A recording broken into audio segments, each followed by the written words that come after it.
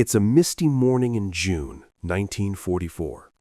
The French countryside, swallowed by a pre-dawn fog, looks peaceful, but the silence is a lie. A German scout in a forward observation post freezes, his fingers white-knuckled around his binoculars. In his sights, he sees what should be the end of his regiment, an entire Allied armored division, hundreds of steel Sherman tanks crawls out of the fog, tracks clanking, heavy turrets swiveling toward the German lines. The scout frantically radios headquarters. A pan-European alarm is triggered across the Wehrmacht's defense line. Hitler receives an urgent report and barks an order. Move the elite panzer reserves immediately and stop this iron fist at any cost. The German generals believe their eyes. They see a force ready to crush them. But behind this terrifying image lay a different reality. If that observer had walked closer, he would have seen an ordinary American private lifting a tank over his head with one hand. The multi-ton machine swayed in the wind like a balloon. This army had no real guns. Their armor was thin rubber. Their soldiers were artists, illustrators, and sound engineers. The 23rd Headquarters Special Troops, famously known as the Ghost Army, used inflatable decoys and massive speakers to bleed the German high command dry and save thousands of lives without firing a single shot. The story of this unit began in Washington, D.C. in early 1944. Military leadership knew that the D-Day landings in Normandy could end in a bloodbath without a massive deception campaign. Instead of battle-hardened infantry, they recruited graduates from art schools in New York and Philadelphia. Designers, architects, and future fashion icons like Bill Blass were tasked with a singular mission: fight using their talent. Their weapons were piles of rubber sheets and air compressors. An inflatable tank weighed only 90 pounds when deflated, but in 20 minutes it became a full-scale Sherman replica, indistinguishable from the real thing from half a mile away. These artists hand-painted oil leaks, mimicked rust, and added soot around the exhaust pipes. They applied fake serial numbers that perfectly matched real combat divisions. Their toughest challenge was the tracks. A real tank leaves deep ruts in the dirt. An inflatable one leaves nothing. To hide the ruse, the unit used specialized tractors to plow fake track patterns into the fields at night, leading deep into the woods.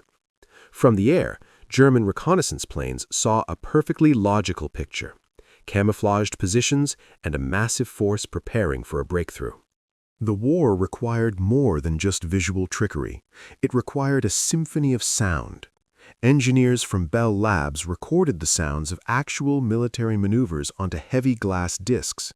It was an orchestra of war. The screech of tank treads, the throb of engines, and the shouting of officers. They mounted massive 500-pound speakers onto trucks. At night, these units operated at full power, projecting sound over 15 miles.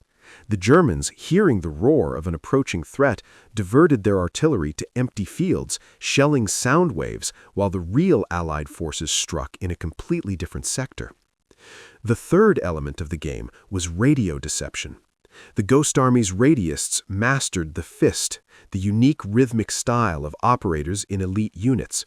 They created a virtual reality in the airwaves, broadcasting fake orders and fabricated complaints about fuel shortages. The enemy fell for this multi-layered lie because it sounded natural. By July 1944, the unit was operating on the front lines in Europe. It was a dangerous business.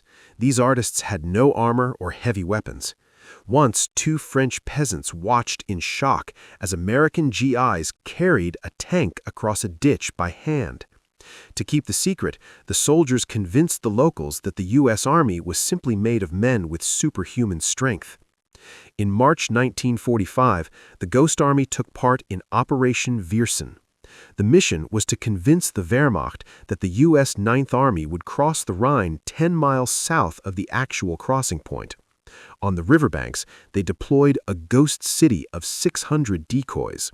Sound engineers blasted recordings of bridge construction accompanied by the clatter of jackhammers.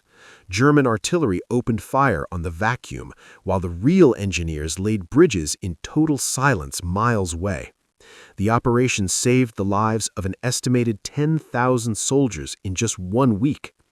After the war, the unit's history was classified at the highest level. The soldiers were forbidden from discussing their service under threat of court-martial. Officially, they didn't exist for over 50 years. The government kept these tactics under wraps, planning to use them in a potential war with the Soviet Union. It wasn't until 1996 that the documents were finally declassified. The world finally learned the names of those who fought with their imagination. Many of them went on to become famous in the worlds of art and fashion, using their experience in manipulating reality to shape the post-war era. The Ghost Army took part in over 20 major operations, saving tens of thousands of lives. These men proved that intellect and creativity could be more effective than tank divisions. They faded into the shadows of history as quietly as their rubber regiments disappeared. Today, their story serves as a reminder that even in the darkest of times, human genius can cheat death itself.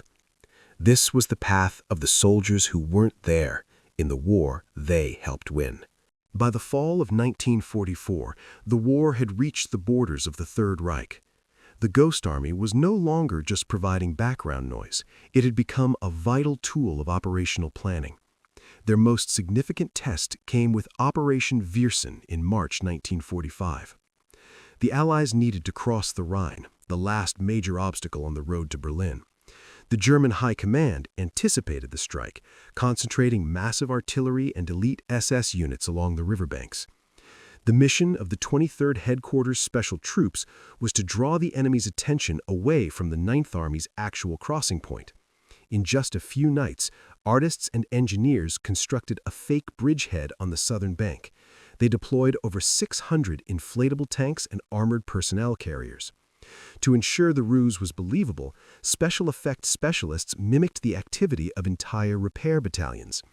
They used acetylene torches to create welding flashes at night and burned waste oil so the scent of diesel and smoke would hang over the forest, signaling a massive mechanical presence. At the same time, radio intelligence created digital noise on an incredible scale. Dozens of operators conducted transmissions on behalf of fictional headquarters discussing attack plans and requesting additional ammunition and pontoons. German codebreakers intercepting these messages were convinced that a massive offensive was being prepared in that sector. Simultaneously, acoustic units projected the sounds of heavy construction equipment across the river, leading German officers to believe that bridges were already being built. The risk to the Ghost Army soldiers during those days was extreme. They were positioned just hundreds of yards from German lines with no real protection. Believing the misinformation, German artillery hammered the artists' positions with heavy fire.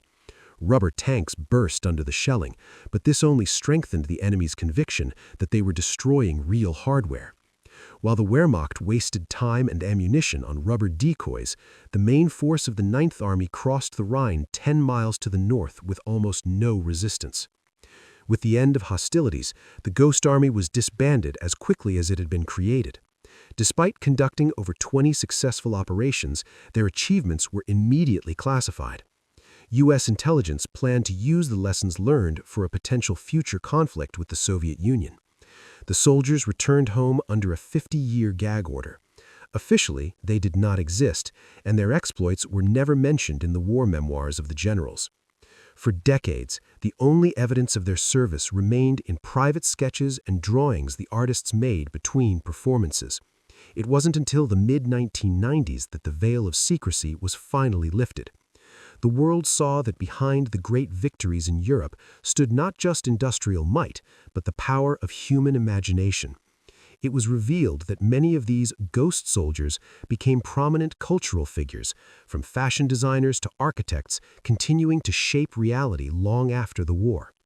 Today, the Ghost Army is recognized as one of the most effective units of World War II in terms of lives saved relative to their size. In 2022, the unit's members were posthumously awarded the Congressional Gold Medal, the nation's highest civilian honor. Their legacy proved that in the most brutal war in human history, victory could be won not just with lead and steel, but with intellect, cunning, and art. These were the men who won their battles while remaining invisible to history for half a century.